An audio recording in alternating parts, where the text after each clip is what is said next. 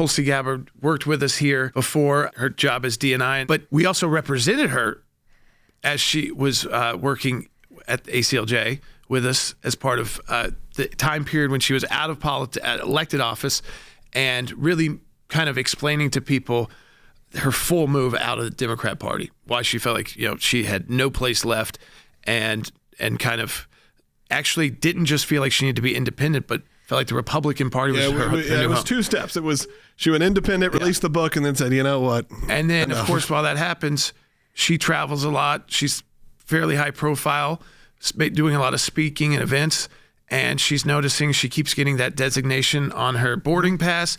I've gotten it before. My wife has gotten it before. It's supposed to be random. To get it over and over again, to have agents on the plane. And it was getting kind of... It's very uncomfortable. Personal, too, like going through her personal belongings in front of people. So you would go through security, and then oftentimes she would have to do it again at the gate. And sometimes they would take her to a back room. But again, this is just, it's personally, you feel like, listen, I didn't do anything wrong, so nothing's going to actually happen to me. But I'm being actively spied on. Mm-hmm. And then we find out 3 more Republican members of Congress, only Republican, this was happening to also.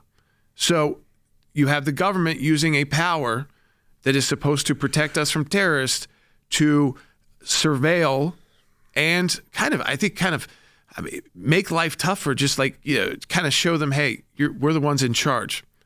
Using power in the worst way because of people's politics. Yeah. And again, when the government ever faces any moves like this over politics, Logan, that's the worst of the federal government. And so what I love about the hearing and the ACLJ's work on this, and let me thank our donors again, because these are tough, complicated cases, especially when we took it on in the administration that was in charge.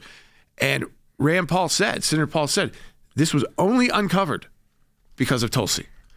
And we uncovered it with her right here on this broadcast. And not only did we uncover it, we fought back and represented her. Yeah, absolutely. We actually have a bite from earlier this year. So this is from January this year of Tulsi Gabbard speaking about specifically the Quiet Skies program. Under Biden, the FBI abused its power for political reasons to try to surveil Catholics who attend traditional Latin Mass, labeling them as quote unquote radical traditionalist Catholics.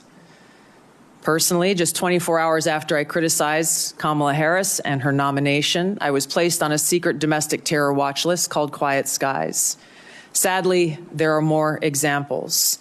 The bottom line is this must end. Remember, this is what we were living through. I think it became very normal for all of us, and maybe you're very quick to forget.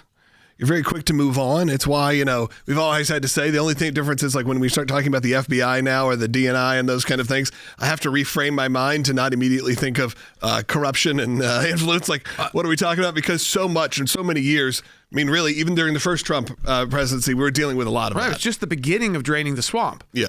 So much of what, when you talk to Rick Grinnell, he was basically brought in as DNI after ambassador to Germany to say, you know what, we've got to kick this off, because even the first people put in place were not tough enough to fight the bureaucracy. What was already built in, yeah. And so it started with Rick, and then now Tulsi, someone who has seen the abuse of this, is in charge. So they have a massive job of not only the main job of DNI, which is to keep us safe and to make sure our intelligence agencies are working together to keep us safe from terrorism, protect Americans, protect American troops, and using it in the most effective way. It's also about not letting people use this for the unconstitutional and illegal ways because of politics or because of views that you have.